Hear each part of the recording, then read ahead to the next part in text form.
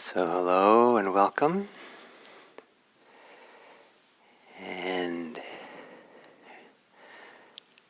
I find it a little amazing that this is the 24th talk of these 25 on Introduction to Mindfulness Meditation. I feel fortunate to be able to spend this time on the basic instructions and develop it this way. So thank you for the opportunity.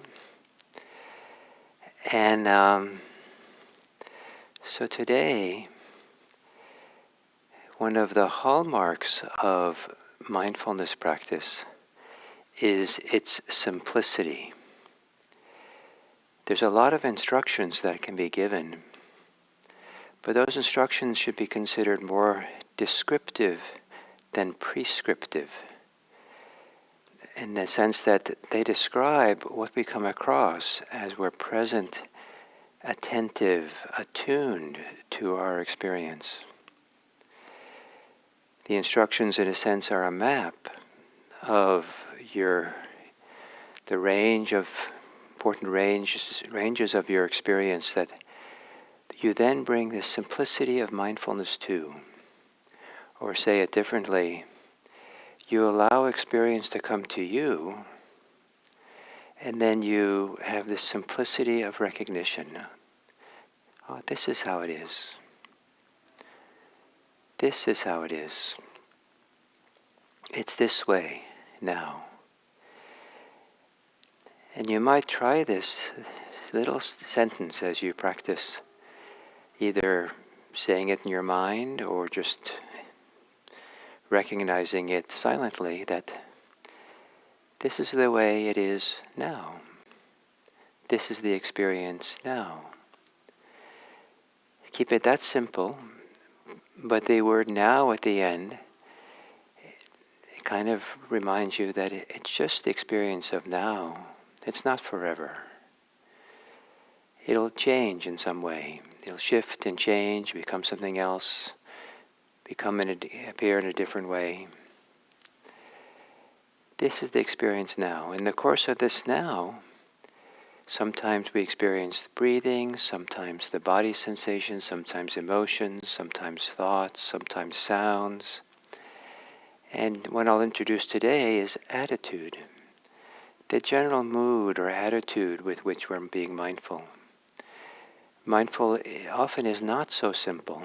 We come along with subtle or big agendas, like we want something to happen. We want something to go away. We want to attain something. We want to hold on to something.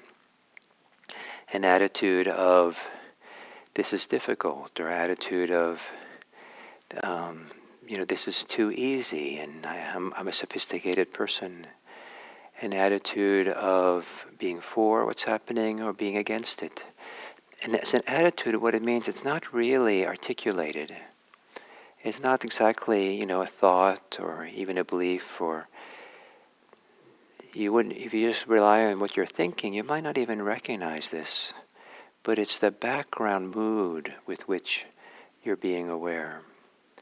And it's a little bit of a wind drag to mindfulness. It keeps it from being simple. It gives it weight, it gives it tension, strain, hesitation. And it isn't that we have to fix this attitude. It's just one more thing that's recognized. It's like this, now. This is how it is, now. And to see it clearly, recognize it clearly, and keep it simple, so simple that in the recognition there's a freedom in the simplicity. There's a peace in the simplicity. And if it seems boring, that's just one more attitude. Oh, this is how it is now. So we'll sit this way for the rest of the sitting silently. You can settle in on your own, relaxing and settling. And then maybe if you'd like, you could use this phrase, it's like this now, or this is how it is now. But keep an eye out from the beginning, middle, and end of the sitting for the attitude with which you're being mindful. If it's not obvious, don't worry about it. But you might keep an eye out and see what it is, and see what happens if you simply recognize it. Oh, this is how it is now. Hold it in awareness, and then maybe continue with your breathing. So we'll start quietly, silently this time.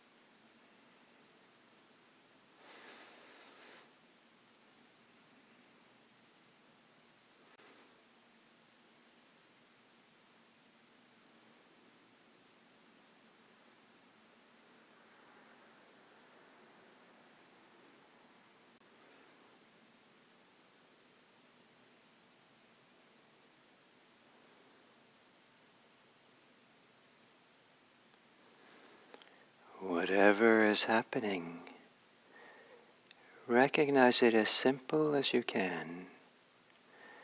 Recognize what's obvious in the moment. And if what you're aware of is vague, just know it as, now I'm experiencing vagueness.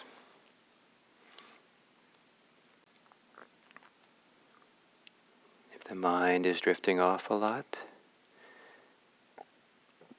this is what a drifting off mind is like.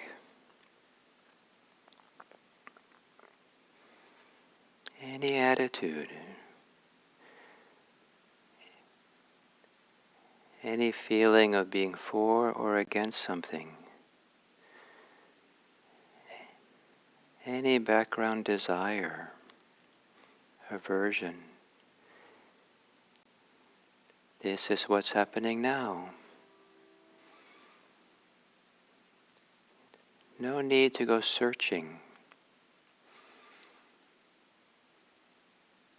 And if you are searching, recognize that you're searching.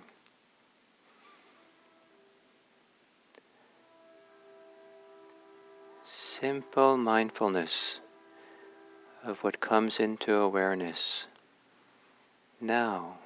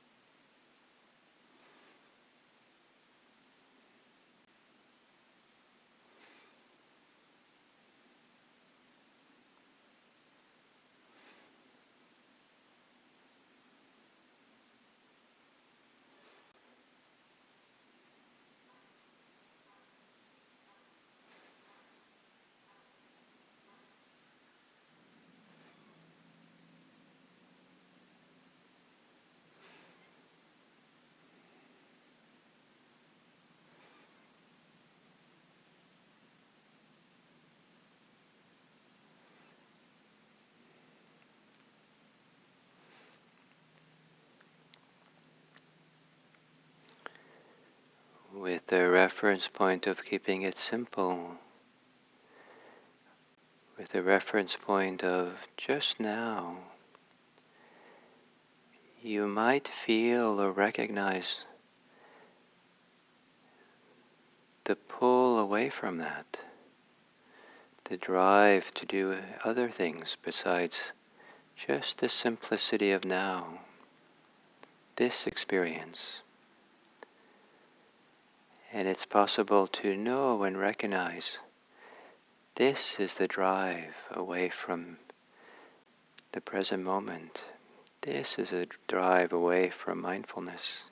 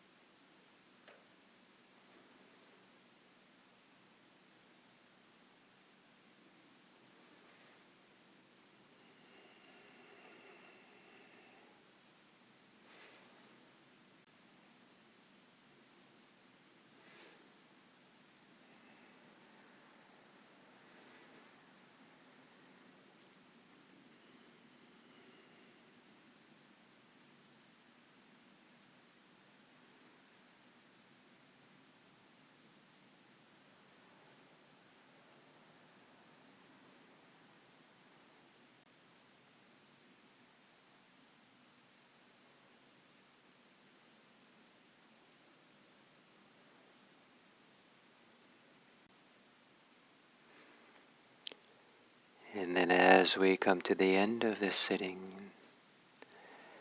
take a few moments to recognize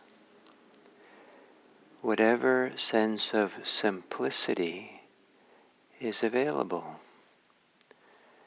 If you're a little bit calmer or more settled, or if the awareness is a little bit more clear,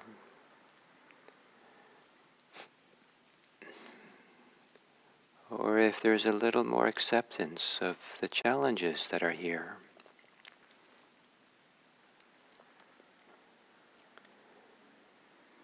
And in this simplicity, to be still and gaze upon what's happening kindly.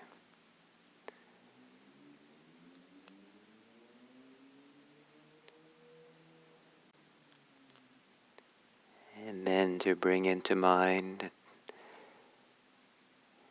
that you're going to come out of meditation soon and maybe return to what is your normal life or more complicated life. And from the vantage point of the meditation, to be simple for a few moments and gaze upon it kindly.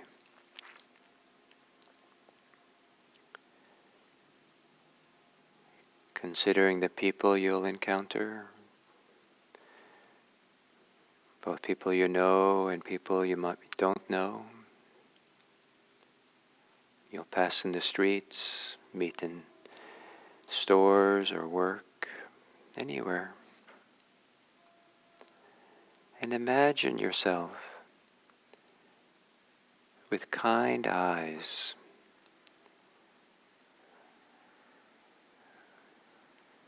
a kind, friendly disposition to everyone you pass or see or encounter.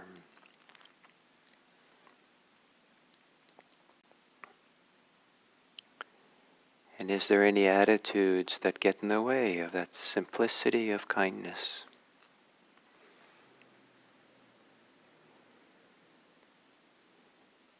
And if there is, recognize it.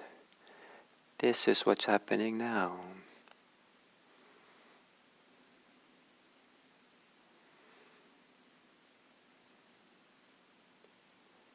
And then returning to whatever degree of kindness, goodwill you can have.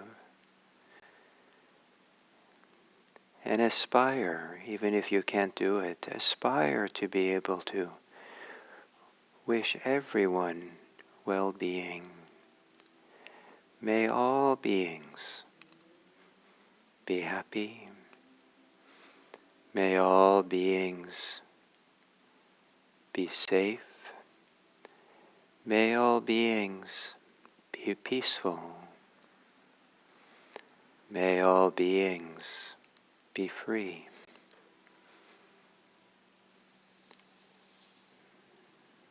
May kindness be carried in my gaze of this suffering world.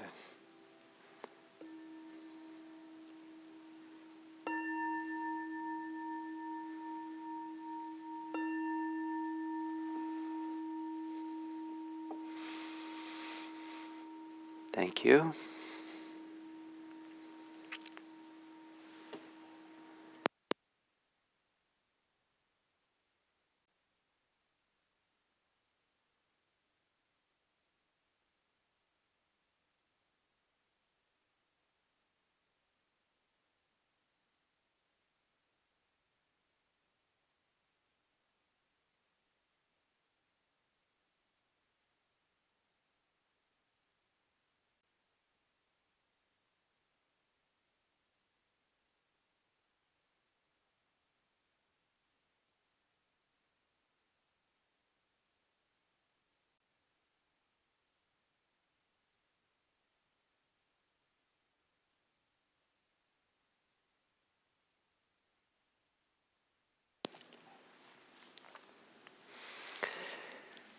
So hello and welcome to this penultimate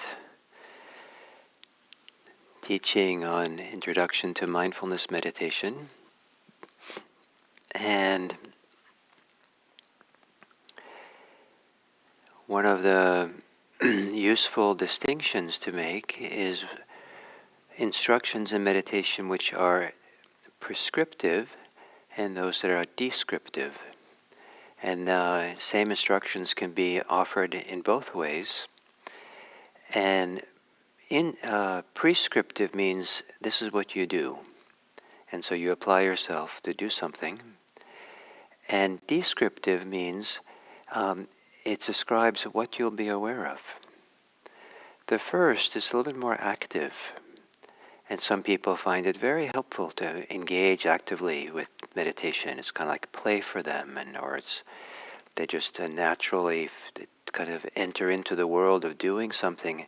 And so it's really nice for them to kind of engage in the instructions, like this is what you do.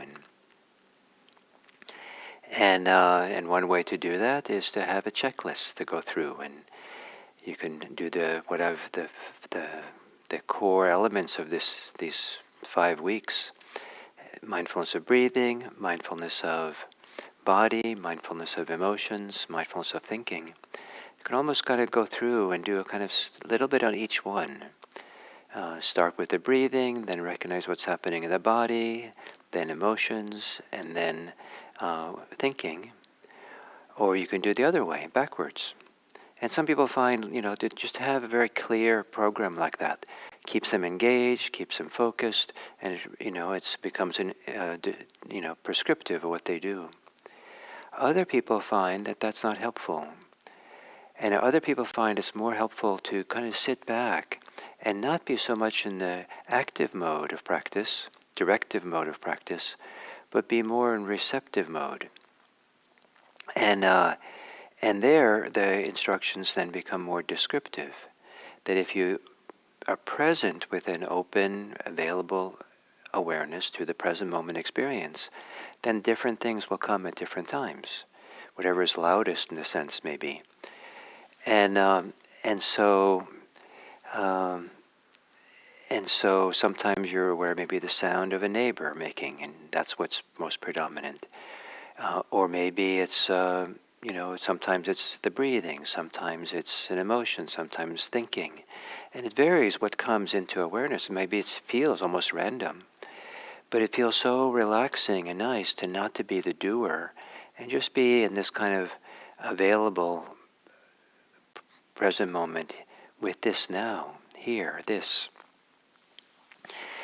And sometimes it's useful to know both ways, and that there are times when we're more active in the practice, more prescriptive, which is what we're doing, and other times it's more descriptive. We're just describing what comes and arrives in awareness. So, for example, when we start practice, it's usually a little bit more active, but as we settle and get concentrated, still there's less and less that we want to be doing, and we more and more enter into a more maybe a receptive mode, or and if you go further, even receptive is too much doing. We're just there, here, and phenomena, experiences arise, and without receiving them or going to them to experience them, they're there. And so to be aware that there's different modes in which we're being mindful. Sometimes a little more active, sometimes more directed to the breathing, sometimes more, I don't know if the word passive is the right word, but less doing and more being aware. And rather than directing the attention, it's there's no choice or direction for what we're aware of, except what comes and arises. And then there's a combination of the two, which is a little bit more what I like to teach, and that is that the default is always to have the attention somehow directed or available or receptive to the breathing, the rhythm of breathing, the experience of breathing. So there's a steadiness and a subtleness and as we go along. And so the rhythm, the beat of the breathing is a bit of a protection from mind wandering off unknowingly, and we spend a long time just drifting off in thought, because we're kind of keeping the breath at the center, we kind of more likely notice when we start drifting off. If the mind is just receptive and quiet and available to everything, then kind of in a certain way, everything seems okay, and the mind drifts off and we hardly notice it. And there isn't a clarity of knowing, oh, the mind is now thinking. And so the combined of this kind of active and more receptive modes is to use the breath as a default, but then whatever arises in any direction, any place that is more predominant, that becomes the focus of meditation. So if it's a sound outside, then we do listening meditation. If it's a sensation in the body, we do sensation, mindfulness of sensation. If it's thinking, mindfulness of thinking. If it's and it's an emotion, mindfulness of emotion. And it might seem random, and it just as it works out. Sometimes as the mind gets quieter, stiller, more concentrated, sometimes it's like we go through layers within us, and the different layers, different parts of this stand out. Sometimes more body, sometimes more emotion, sometimes more the cognitive aspects of the mind. And all along, we want to kind of be attentive to, is there an attitude being carried in the mind? Is there some subtle kind of mood that it's in the awareness, in the mindfulness? Maybe there's a subtle, or maybe not so subtle, striving, trying to get something. Maybe there's a subtle sense of in the Buddhist use of the word conceit, some idea that I am, and I have to do it, I have to be successful, and I'm the controller, the agent, the doer. That is a little bit extra. It's kind of like a mood or a flavor that's there that adds a little bit of weight or a little bit of wind drag to the mindfulness. It keeps the mindfulness to being really clear or just kind of open in a relaxed way, simple. There might be attitudes of being, background attitudes we carry with us of being a little bit aversive to everything that happens. It's always an orientation to what we want, wanting something. And so this slightest little movement, we become aware of something and we immediately, it's like, I want that or I don't want that. It's kind of in the way that we're aware, where the awareness is selective to see where's that button I push to make it go away or something. And but in terms of the hallmark of meditation, of mindfulness meditation being simplicity, the mindfulness mindfulness practice instructions being descriptive, that just describes what comes into awareness. Sometimes is a really good reference point for remembering to keep it simple, learning how to keep it simple. That trying to not have agendas and trying to. In the active mode, it's a little bit too easy to have agendas that are coming along with that, purposes, values, desires that we have that are more complicated than things need to be. And so sometimes going back and forth between a little more active and a little more receptive kind of mode can help us kind of work through some of the attitudes, some of the extra baggage we carry, so that the basic practice becomes simpler and simpler. Just being here, just showing up, just being present with this. This is what I'm experiencing now. This is the sound. This is listening. This is a sound now.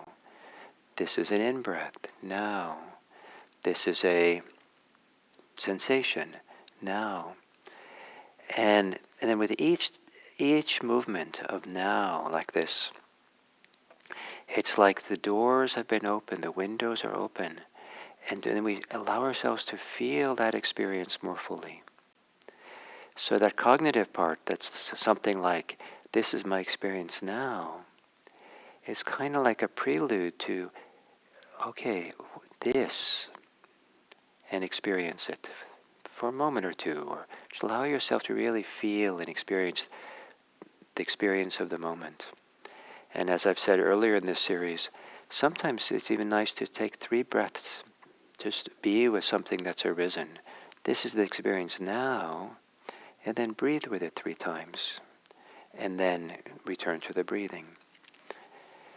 So I hope that what I've said today doesn't promote your more complicated meditation for you, but maybe gives you some options or some understanding of some choices you can make to try to keep your meditation simple and do it in a way that's appropriate for you, your way, now, what's needed for you. And so, final thing I'll say is that a good reflection to do, maybe near the end of the meditation, when the meditation's over, is to think back about through the meditation, what happened in the meditation, and could you have been simpler? Could you have been more mindful? And what would it have taken?